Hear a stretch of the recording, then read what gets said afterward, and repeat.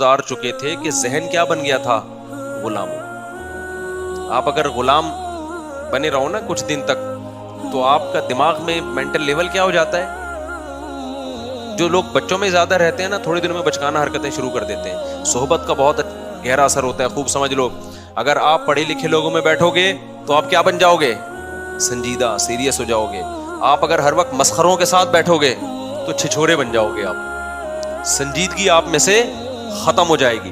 آپ علماء, بزرگوں, صلحاء کے ساتھ بیٹھو گے, اللہ کی محبت آپ کے اندر پیدا ہو جائے گی. دنیا پرستوں میں ہر وقت بیٹھو گے جو ہر وقت مال و دولت کی باتیں کرتے ہیں, اتنی گاڑی, اتنی پیسہ, بحریہ ٹاؤن, فلانا, آپ کی نظر میں دنیا کی ہوس اور لالچ پیدا ہو جائے گی. یہ انسان کی نیچر ہے.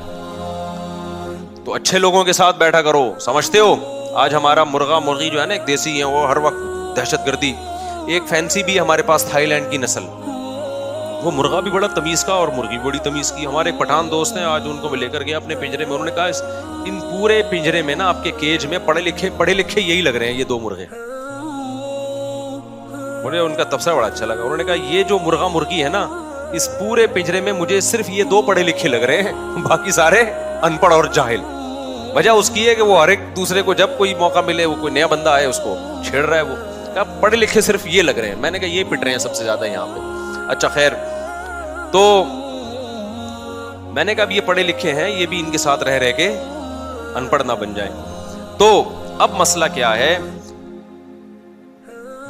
تو اللہ تعالیٰ نے بنی اسرائیل کو حکم دیا, بنی اسرائیل نے جہاد نہیں کیا. اللہ کو غضب آیا اور موسیٰ علیہ السلام نے بددعا بھی کی, اور اللہ نے کہا یہ زمین ان پر حرام ہے. 40 سال تک وادی تیہ میں اسی طرح سے یہ تڑپتے رہیں گے. 40 سال تک. وہیں موسیٰ علیہ السلام کا انتقال بھی ہو گیا اور وہ 40 سال تک وادی تیہ میں بہکتے رہے. پھر اس کے بعد نئے پیغمبر آئے, اور پھر اس کے بعد نئے پیغمبر کی معیت میں انہوں نے جہاد کیا. جب انہوں نے جہاد کیا تو قرآن نے اس کا بھی واقعہ اللہ تعالیٰ نے قرآن میں بیان کیا ہے سورہ بقرہ میں. تو جب ان کا جہاد ہوا ہے نا تو ان کی فوج, ان کے جو کمانڈر تھے ان کا نام تھا طالوت. وہ پیغمبر ہی نے ان کو بنایا تھا کمانڈر, وقت کے نبی نے, لیکن وہ غریب تھے. بنی اسرائیل نے اس پہ بھی اعتراض کیا, غریب آدمی ہمارا امیر کیوں بن رہا ہے؟ تو ان کو بتایا گیا بھائی اس کے پاس نالج زیادہ ہے اور صحت اچھی ہے. کمانڈر کے لیے پیسہ ہونا ضروری نہیں ہے, نالج, جنگ لڑنے کا تجربہ زیادہ ہو. دیکھو اللہ تعالیٰ دنیا کو اسباب سے چلاتے ہیں. علماء نے بیان کیا ہے جنگ کے کمانڈر بنانے کے لیے یا ملک کا صدر وزیر اعظم بنانے کے لیے دو بندے ہیں آپ کے پاس.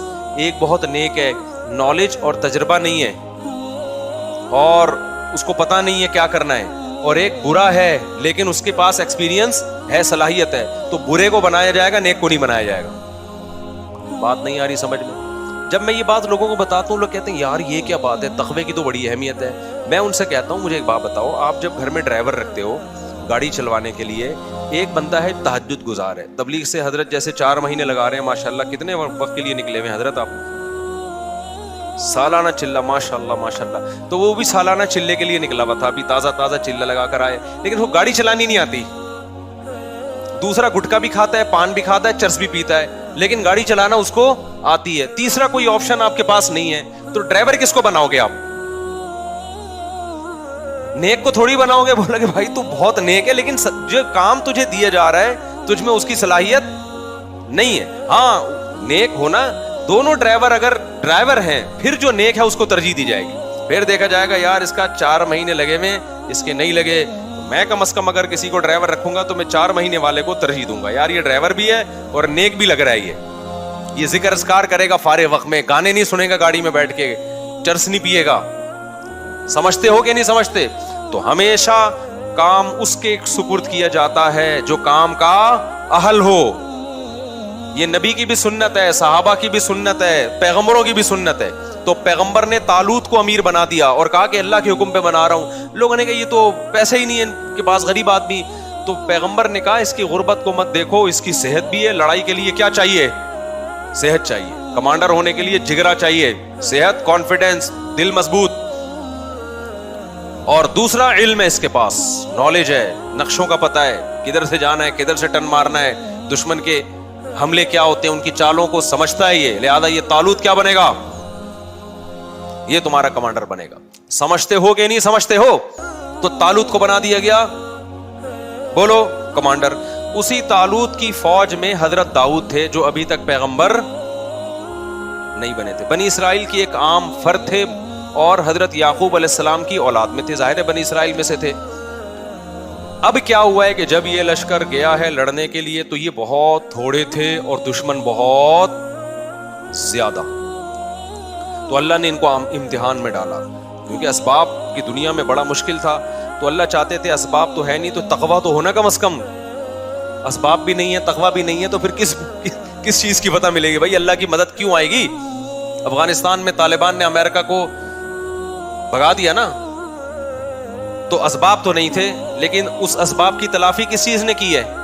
اللہ کے خوف نے, آخرت کی لالچ نے.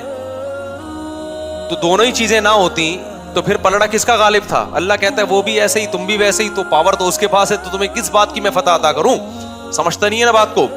تو دونوں ہی چیزیں اگر مارکیٹ سے شارٹ ہوں تو پھر میرے بھائی گھر پہ آرام سے بیٹھ کے اللہ اللہ کرنا چاہیے, بڑے بڑے کاموں کا نہیں سوچنا چاہیے.